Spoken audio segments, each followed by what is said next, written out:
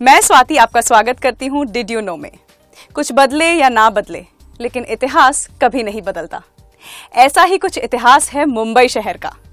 अंग्रेजों के शासन के बाद मुंबई भी बदली और देश का माहौल भी, लेकिन नहीं बदला तो यहाँ का इतिहास। डिड यू नो आज़ादी की लड़ाई में अहम भूमिका निभाने वाला आंदोलन द क्विट इंडिया मूवमेंट यानी कि भारत छोड़ो आंदोलन की शुरुआत भी मुंबई से ही हुई थी। और इस मूवमेंट को 1942 में फादर ऑफ द नेशन यानी कि गांधी जी ने शुरू किया था।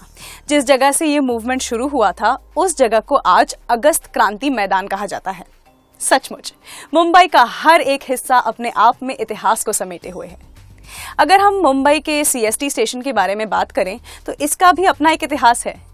लेकिन इतिहास की ओर रुख करने से पहले यहाँ आपका ध्यान कुछ साल पहले हुए आतंकी हमले पर जरूर जाएगा, क्योंकि इस आतंकी हमले ने पूरे देश की रूह को कपा दिया था।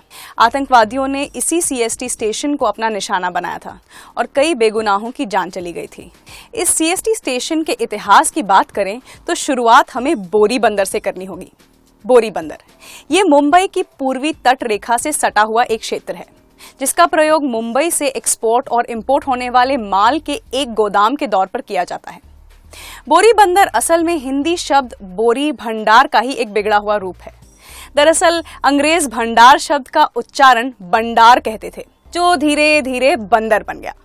1850 के दशक में the great Indian peninsula railway ने इस क्षेत्र में रेलवे टर्मिनस बनाया और स्टेशन का नाम बोरी बंदर रख दिया।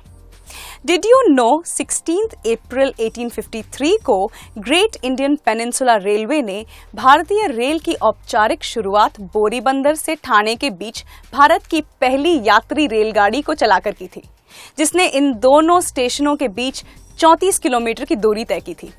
And if we talk about the architectural design of the station, then let me tell you that it's been designed by Frederick William Stevens with influences from Victorian Italianate Gothic Revival architecture and traditional Mughal buildings. और तब इसे नाम दिया गया Victoria terminus. लेकिन दिलचस्प बात यह है कि आज़ादी के बाद तक इसे VT स्टेशन या विक्टोरिया टर्मिनस बोला जाता था, जिसे मार्च 1996 में छत्रपति शिवाजी टर्मिनस नाम दिया गया और तब से इसे CST स्टेशन कहा जाता है। डिड यू नो यूनेस्को ने इसे वर्ल्ड हेरिटेज साइट के तौर पे भी डिक्लेयर किया हुआ है।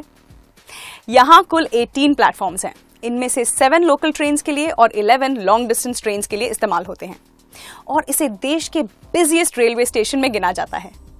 इस स्टेशन को बनाने में पूरे 10 साल का समय लगा था और जब ये बनकर तैयार हुआ उस समय ये बॉम्बे में उस एरिया की सबसे ऊंची इमारत में गिना जाता था।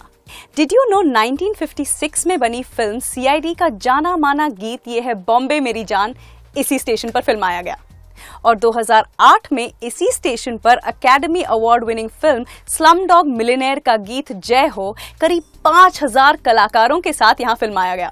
है ना इंटरेस्टिंग? यूं तो मुंबई का हर हिस्सा अपना इतिहास बयां करता है, लेकिन बातों बातों में पता ही नहीं चला कि टाइम कैसे गुजर गया। तो आगे की इन्फॉर्मेशन मैं आपके साथ बाद में शेयर करूंगी। अभी के लिए बस इतना ही। हमेशा की तरह आपके सजेशंस और फीडबैक का हमें इंतजार रहेगा, जिन्हें आप भेज सकते हैं स्क्रीन पर दिए गए कॉन्टैक्ट नंबर पर या फिर ईमेल करके भी आप हमें ये सब भेज सकते हैं। जल्दी ही मिलेंगे डिड यू नो के अगले एपिसोड में। Till then take care and good bye.